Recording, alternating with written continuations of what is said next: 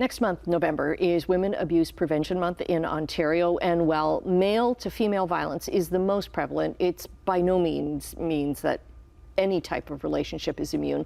The founder of Peachey Counselling and Family Support, Stefanie Peachey, joins us now with more. And this is so timely, especially with what happened in Sault Ste. Marie earlier this week. It's something we have to be mindful of all the time.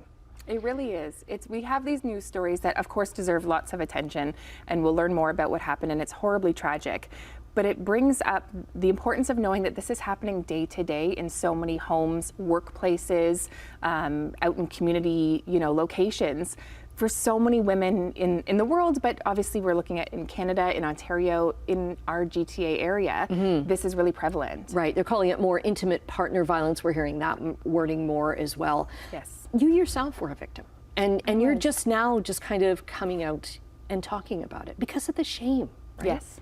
Yeah, there's so much shame attached to it. I was in an abusive relationship in my late teens and early 20s, and really this is my first time starting to talk about it because I thought I have a little bit of a platform. I'm a therapist. I work with women going, I don't talk to women about my experience in therapy, but I think it's important if we're going to start to have this conversation, women who have experienced this have to, I think, as they're comfortable, start to speak out a little bit. So that's been my hope, and starting to share my story when and where I can to talk about the shame.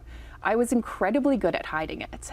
Even, 25 years later, I get hesitant of, will people believe me?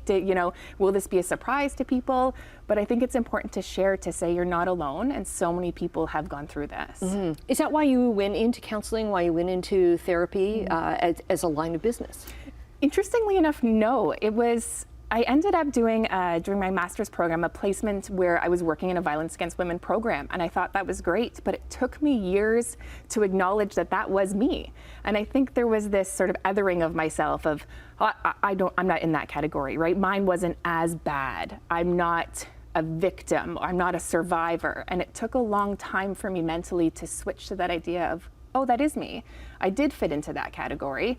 And that, I think, has just helped me stay in this field and become so much more passionate about doing this work because I understand the intricacies and the dynamics of intimate partner violence in such a personal way that I think it really lends to the work that I do. Because often the abuse, we think of the physical abuse, but it can be financial, it can be emotional. Yes. Yeah, we still have this image of what it means to be an abused woman, right? I still have women all the time in my practice say, well, it's not like I was hit.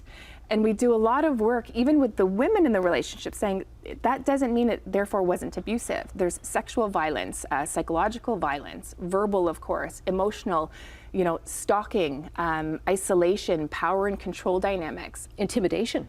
Intimidation, absolutely. Yeah. Those are so many of the pieces that we don't see. Like, I don't think anybody, there was a lot of physical violence in my relationship, but I hid that. So if nobody saw that, they surely weren't seeing the isolation and the power and control stuff that is so shameful because you don't understand it while you're going through it. So how would sort of a general public day to day recognize that in somebody unless they're really looking for it? How does counseling help with this?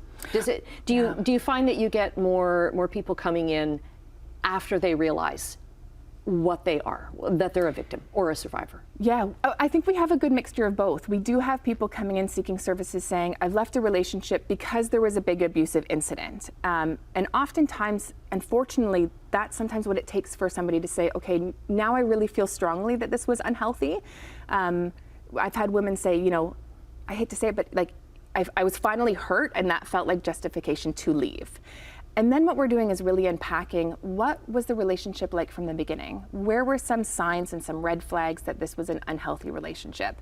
And not ever to blame the woman to say you should have seen this coming, because it's so hidden even within the relationship.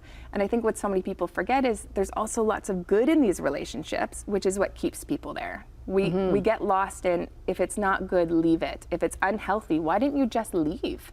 But there's so many complicating factors. So unpacking some of those with women can be a very valuable tool in therapy. Okay, you have two locations, Burlington and Oakville. Yes. How do people get in touch with you, and how do you get through confidentiality without possibly a partner knowing?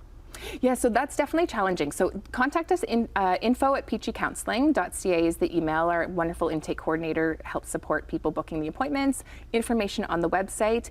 But yeah, definitely you want to be able to send it from an email that's secure, or call if you're away from the home. We'll get more info up on our website. Thanks very much. Thank you.